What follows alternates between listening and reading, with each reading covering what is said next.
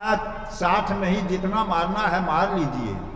कहा नहीं, अब जब तक कहेगी नहीं तब तक मैं नहीं छोड़ूंगा, नहीं मारूंगा। कहा अगर सुनना चाहते हैं तो सुन लीजिए, मैं खुदा से दुआ मनाती हूं कि मैं 60 मिनट सोई हूं इस पलंग पर, तो मुझे 60 कोरा लग रहा है। और जो जीवन भर इसी पलंग पर सोया है, खुदा उसको कितना कोरा मारेंगे। महाराज की जय। इतना सुनना था बादशाह को कि बादशाह को ज्ञान हो गया और कहा कि तुम मेरी गुरु हो गई, मैं चेला, अब मैं भी बादशाह नहीं, मैं फकीर बनूंगा और मैं खुदा से प्रार्थना करूंगा कि मुझे कोरा नहीं लगे।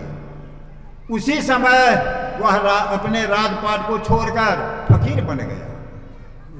इस बात को एस्प्रू साहब जो सुने तो वह भी पलंग से उतरकर तुरंत नीचे बैठ गए और कंबल पर बैठ गए। कहा अब मैं भी पलंग पर नहीं सोऊंगा, यह सच्ची बात है। और वहां उतर गए और उतरने के बाद वह सुबह हुआ, अपना रिजनेशन दिया और कहा कि अब मैं नौकरी नहीं करूंगा, मैं भक्ति करूंगा। वह रिजनेशन का एप्लीकेशन भेज दिया कलेक्टर के पास। कलेक्टर दौड़ते हुए आया, अरे आपके जैसा वफादार नौकर सरकार को मिलती नहीं है, आप ऐसा मत कीजिए, रिजनेशन मत दीजिए।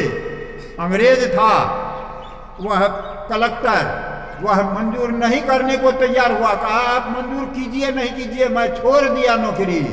और उनको एक पुत्र हुआ था, छोटा बच्चा, यही बच्चा देखते हैं ना, इतना ही बड़ा बच्चा था, और एक पत्नी थी।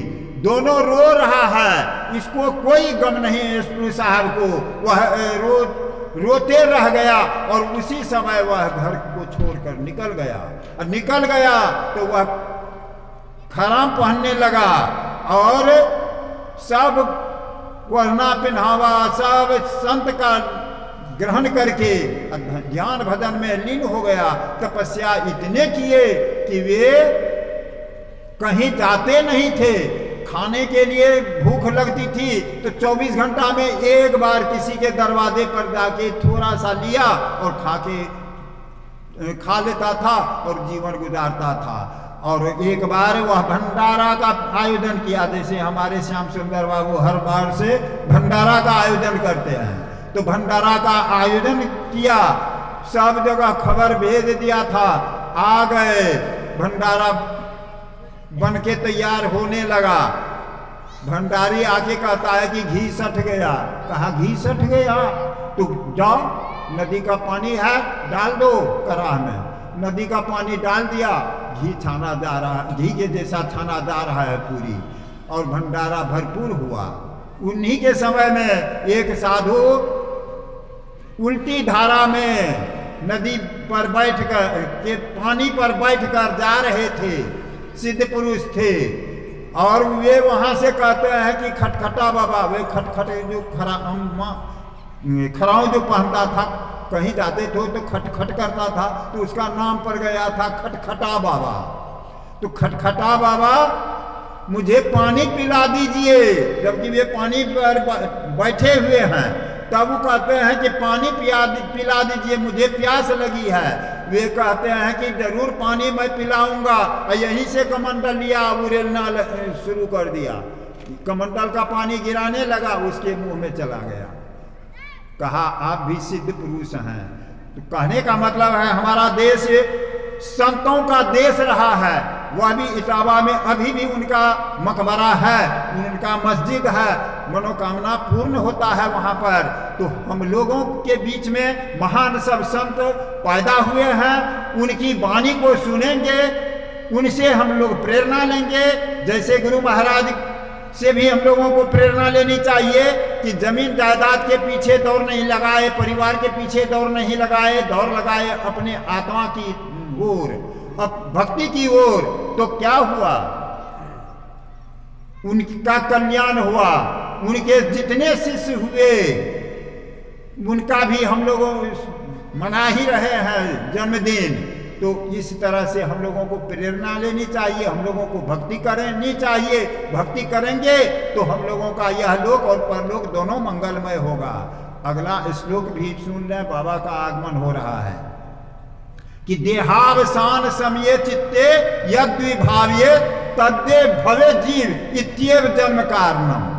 यह जो सृष्टि होती है जन्म का कारण होता है।